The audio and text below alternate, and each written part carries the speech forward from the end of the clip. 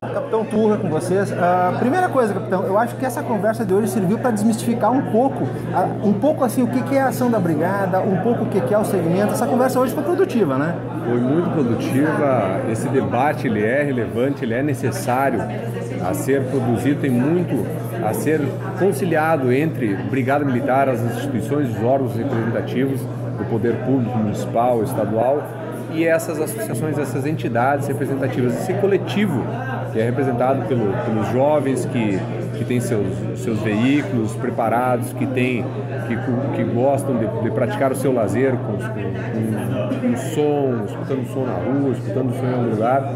Mas, claro, nós temos que conciliar tudo isso com os direitos... Com a lei. Com a lei, com o direito das demais pessoas, dos demais moradores. Então, de uma forma organizada, como foi debatido aqui, esse é o caminho.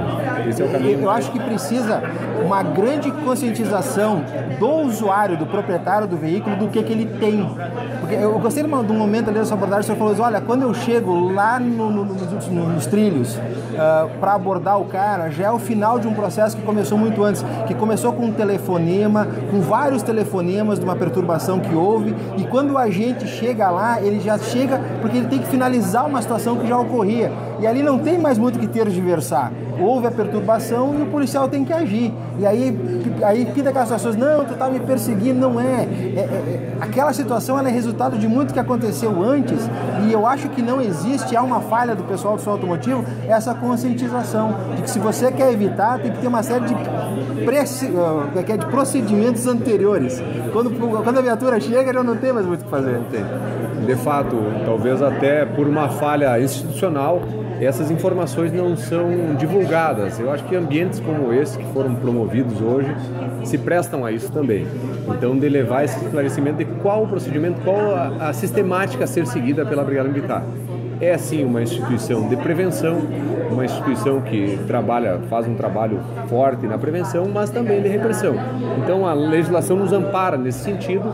E quando um policial chega numa situação dessa, de perturbação do sossego alheio, não é por imaginação dele que ele chegou até lá. Não é o começo do processo, é o fim do processo. Então já outras esferas poderiam ter resolvido aquele problema. Quando chegou numa demanda policial, se chega uma demanda policial, já restam poucos caminhos. Ele não nos resta opção. É de fato aplicar a lei e por vezes aí gera um desgaste desnecessário.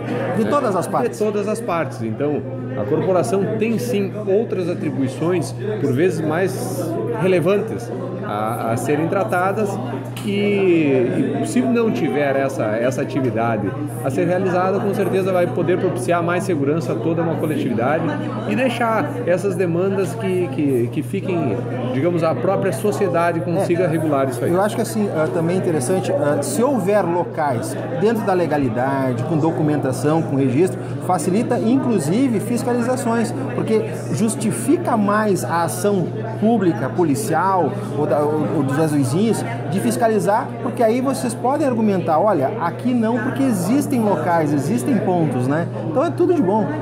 Perfeitamente, a observação é exata. Nós temos que ter um local legalizado, adequado, organizado para essas atividades, com todo um regramento que regule, digamos, esse funcionamento, para prevenir de que essas situações ocorram na via pública e causem uma perturbação a outras pessoas. Então, bem observado, nós temos que criar esse espaço, criar regulamentações junto ao poder público para que esses eventos possam ser promovidos, na verdade.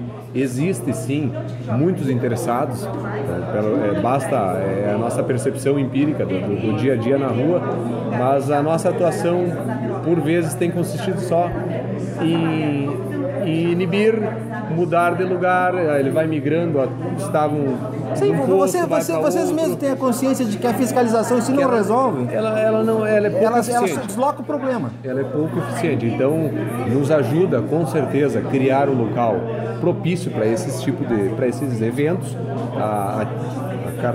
Em caráter de exemplo, o Guaporé tem um autódromo onde também são promovidos esses tipos de festividades. Tarumã, Nova Santa Rita, eu acho que Caxias do Sul, pela representatividade que tem perante o Estado, ela merece. É a grande tecla que eu espaço. bato. Acho que Caxias do Sul tem que acordar que isso também é um negócio. Isso também é um negócio muito lucrativo. E eu acho que Caxias está perdendo esse nicho de mercado, está perdendo um lucro, digamos. Uma chance de um novo negócio. Uma oportunidade aqui em Caxias do Sul nesse segmento. E também, por colateral, digamos assim, facilitaria o nosso serviço, também porque nos legitima, entendo um local adequado, nos legitima a atuar nas situações que estão ocorrendo fora desse espaço. Ok, então esse foi o resultado então da reunião de hoje, foi muito produtiva e o Total Auto está sempre junto com o pessoal aí, que a gente puder informar, melhorar e ajudar, contem com a gente. Parabéns pelo serviço.